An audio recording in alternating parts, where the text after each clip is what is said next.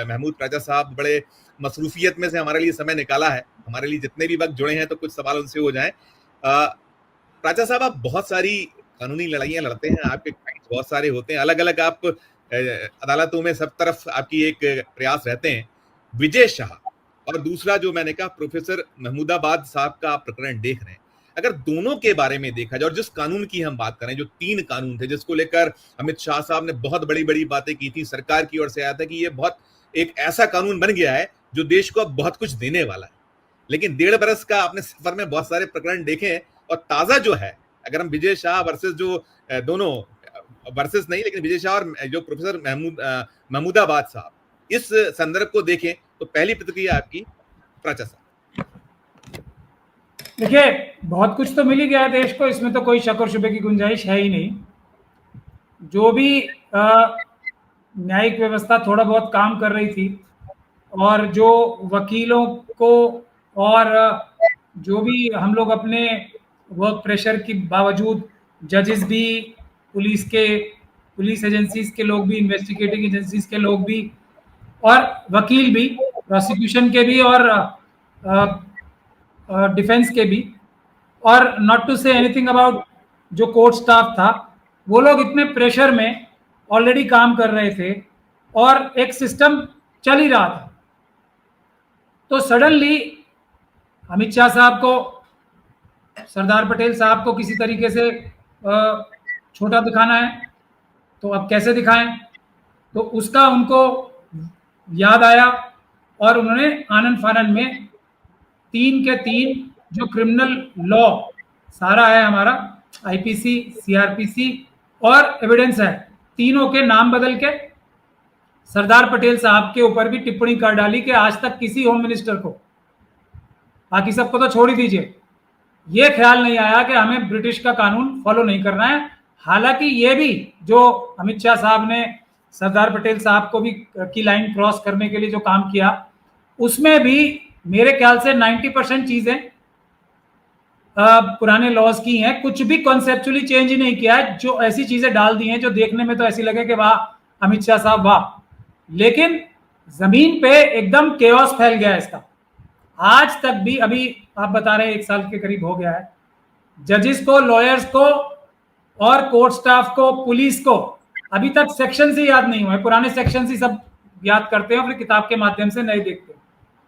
Investigation के जो जो चीजें अमित शाह साहब ने अपने आप को बड़ा बताने के लिए कही थी कि अब जो फोरेंसिक इन्वेस्टिगेशन होगी और उसके बगैर एविडेंस जो है एडमिसिबल ही नहीं होगा, तो उसकी वजह से मैं ये समझता हूं कि ज्यादातर केस बरी होंगे इसी एक बुनियाद पे कि इन्वेस्टिगेशन या फोरेंसिक होनी है, और फोरेंसिक एविडेंस, जो एविडेंस है, जो सबूत हैं, उसको इकट्ठा करने के लिए कोई भी पैराफर्नेलिया अमित शाह साहब ने दिया ही नहीं है पूरे देश में।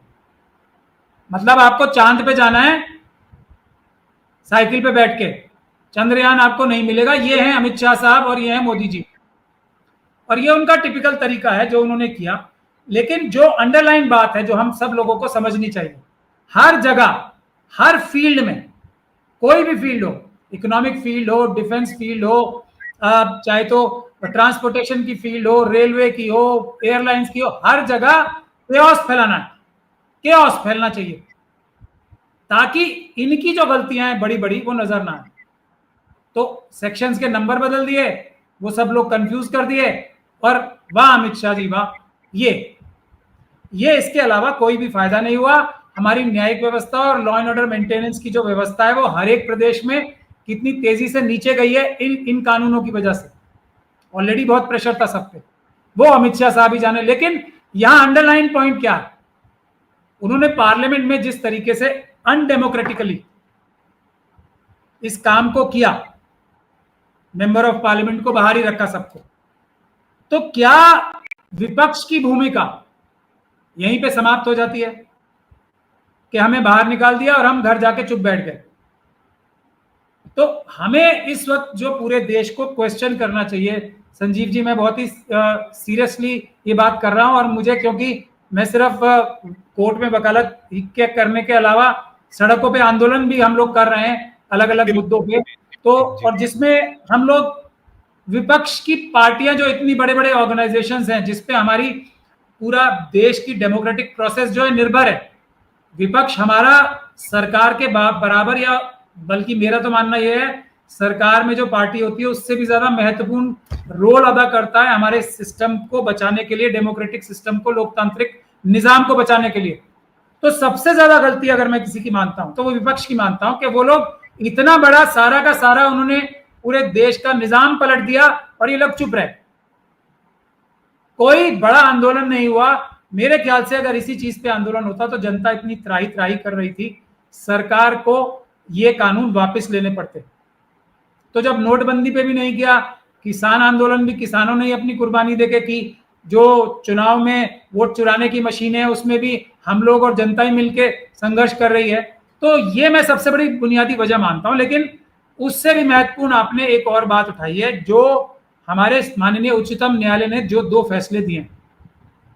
मैं इस बात पे नहीं जाऊंगा कि किसने क्या बोला, क्योंकि वो दुनिया के सामने है, ये लोग बहुत लोग बता चुके हैं और जनता को मेरे सामने मुझे ऐसा लगता है क्रिस्टल क्लियर है कि विजय शाह साहब ने क्या बोला और अली खान साहब ने क्या बोला।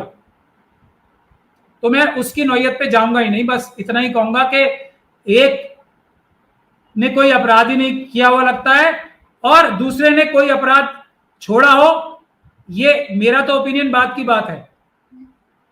देशद्रोह का अपराध तो अदालत ने, division bench of Madhya Pradesh high court ने प्रथम दृष्टया बताया कि ये मंत्री जी जो संविधान की शपथ लेके कॉन्स्टिट्यूशनल पद पे बैठे हैं, इन्होंने भारत सरकार के खिलाफ, भारत के खिलाफ देशद्रोह का मतलब integrity, unity and sovereignty of India के ऊपर हमला किया।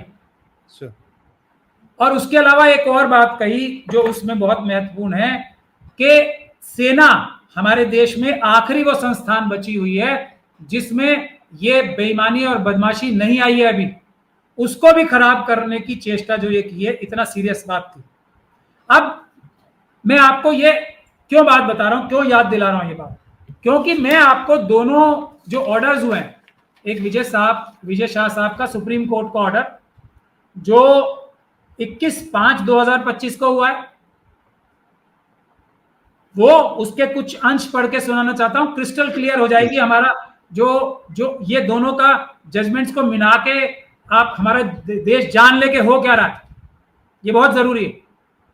तो विजय शाह जी की जजमेंट आई थी 21/5/2025 को। एक तो पहली बात तो ये, दोनों को एक जैसा करके हाइफेनाइज कर दिया, मतलब बराबरी से तोल दिया, एसआईटी यहां बना दी, एसआईटी वहां कर दी, मतलब कि न्याय नहीं हो रहा है। न्याय क्या होता है? होलिस्टिक न्याय होता है, अनअडल्टरेटेड प्योर न्याय होना चाहिए, ये नहीं कि माहौल देख के। और ये मेरा इन दोनों जजमेंट्स का क्रिटिसिज्म है, दोनों जजमेंट्स का मिला के एक साथ, जो हर एक नागरिक का फर्ज है कि जजमेंट्स का क्रिटिसिज्म करे, भले ही वो सुप्रीम कोर्ट की जजमेंट क्यों ना हो। ओपन कोर्ट का कॉन्सेप्ट हमारे देश में बाबा साहब डॉक्टर भीमराव अंबेडकर ने रखा ही इसलिए था कि जजेस के ऊपर भी निगरानी रखने के लिए आम जनता तत्पर रहे और निगरानी करे उनकी, ये उनका फर्ज है, आपका और मेरा फर्ज है जुडिशियल प्रोनाउंसमेंट्स के ऊपर टिप्पणी करना। तो पहले विजय शाह जी के लिए मैं बोल रहा हूं, इसमें जो जज साहब ने, मैं कुछ ही पोर्शन पढ़ूंगा, ज्यादा आपका समय नहीं लूंगा। Having regard to the contents of 2 alleged sorry, ये मैं पहले शाह साहब का पढ़ना चाहता हूं। तो शाह साहब का है para 4, having gone through the contents of statements attributed to the petitioner. फिर मैं बीच में से रुक रहा हूं, contents of the statement attributed to the petitioners and contents of the apology purported to have been tendered by him, यानी कि जो उनकी स्टेटमेंट है ओरिजिनल और उसके बाद जो उन्होंने माफीनामा जारी किया है। We are satisfied that the subject FIR requires to be investigated by special investigating team। ये ठीक है। उसके बाद एक स्पेशल इन्वेस्टिगेटिंग टीम डायरेक्शन दी किसे? Director general of police Madhya Pradesh, जो अब तक एडवोकेट जो जनरल साहब होते हैं उनके साथ मिलके पूरी दुनिया ने देखा कि वो लोग पूरे जमीन से लेके आसमान एक किया हुआ था किसी प्रकार से मंत्री जी को बचा ले।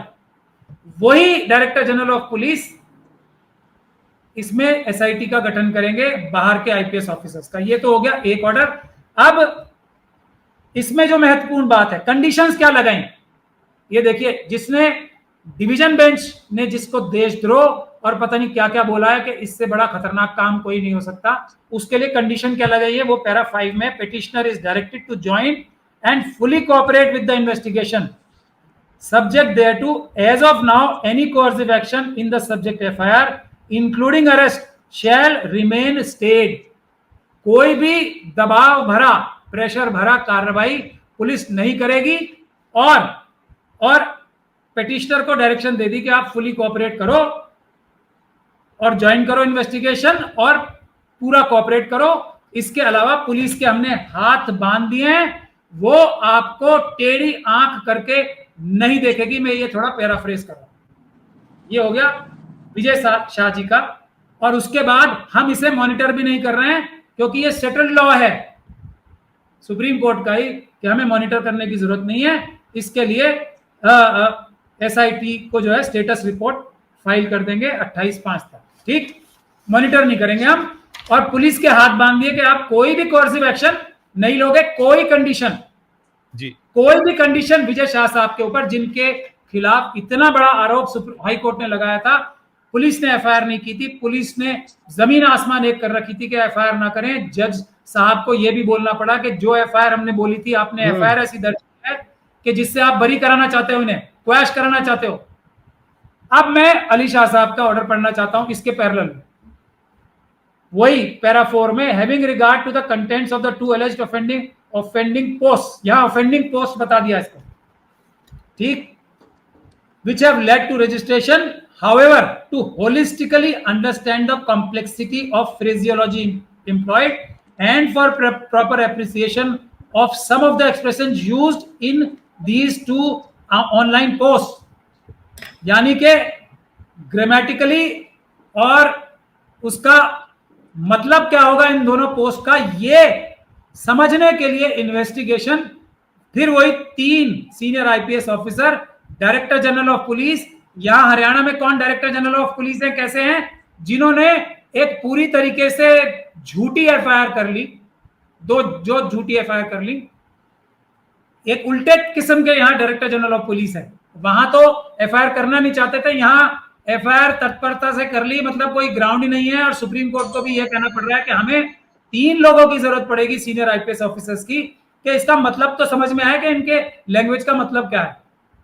मतलब सुप्रीम कोर्ट को भी मदद की जरूरत पड़ रही थी।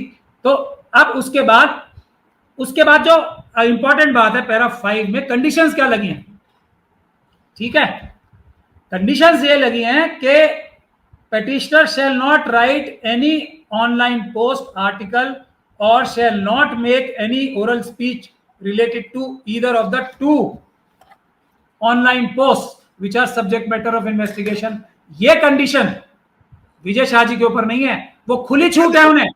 प्राचा सर इसमें ये क्लियर कीजिएगा, छोटी सी आप टिप्पणी, बाकी लोगों से भी लूंगा, कि कानून कमजोर है या इससे खिलवाड़ हो रहा है, क्या देखते पाते हैं? दोनों जगह आप देखिएगा कि पुलिस का रोल, या जो बाकी हम नहीं करेंगे, मैं कोर्ट पे टिप्पणी नहीं करता, लेकिन क्या आप पाते हैं, कमजोर कानून है या कहीं कुछ एक पैसेज है इस पे टिप्पणी? देखिए, मैं तो कुछ कर ही नहीं रहा ना, मैं तो सिर्फ आपके दर्शकों को पढ़ के बता रहा हूं कि सुप्रीम कोर्ट ने ये जजमेंट पास किए 2। Right sir. और जिस व्यक्ति, अब ये दूसरी कंडीशन देख लीजिए, petitioner is also restrained from expressing any opinion in relation to terrorist attack on Indian soil or counter response given by our armed forces। ये विजय शाह जी के ऊपर कोई कंडीशन नहीं है। तीसरी, petitioner is directed to surrender his passport। Vijay Shah ji को जरूरत नहीं है पासपोर्ट सरेंडर करने की, जुडिशियल मैजिस्ट्रेट सोनीपत, ठीक है, ये है। और अब इसके आगे ये इंटरिम टू फैसिलिटेट ऑन के, और इट शैल बी, और इसके अलावा एसआईटी को कोई और इंक्रिमिनेटिंग मटेरियल मिलता है तो वो लिबर्टी है उसको ये सुप्रीम कोर्ट में रखने की, और इंटरिम बेल जो है उसको हम मॉडिफाई करने के लिए यहां वो मॉडिफाई भी कर सकते हैं। ये कंडीशन भी वहां नहीं है, उनको स्टे कर दिया, कोई कंडीशन नहीं है, पुलिस के हाथ बांध दिए और यहां सारी कंडीशंस भी लगा दी, और ये भी कह दिया कि पुलिस अगर चाहेगी तो ये बेल ऑर्डर वो मॉडिफाई करने के लिए भी कुछ ना कुछ हमें एप्लीकेशन लगा सकते हैं। अब आप मुझे बताइए, कानून कमजोर है कि पुलिस कमजोर है, या जो जजमेंट प्रोनाउंस हो रही है वो कमजोर है, या सबके सब बायस्ड है? ये मैं आपके दर्शकों पे छोड़ना चाहता हूं और आपके ऊपर छोड़ना चाहता हूं। मुझे यही अर्ज करना था आपसे, ये बहुत ही सीरियस बात है और इसको मैं कहना चाहूंगा कि जो वकील थे इसमें अली खान साहब के, उनके लिए अगर वीडियोग्राफी आप देख सके तो ये जब ऑर्डर पास हो रहा था उन्होंने कोई भी ऑब्जेक्शन की नहीं, तो इतने डरे हुए थे वो सब कि किसी प्रकार से बेल हो जाए। ये हालत हो गई है। मैं पहले इसीलिए मना करता हूं हर केस में कि सुप्रीम कोर्ट तो लास्ट रिसोर्ट होता है, वैसे भी जाना ही नहीं चाहिए। जाके आप कोई ना कोई मुसीबत में फंसेंगे, जैसे अली खान साहब फंसे।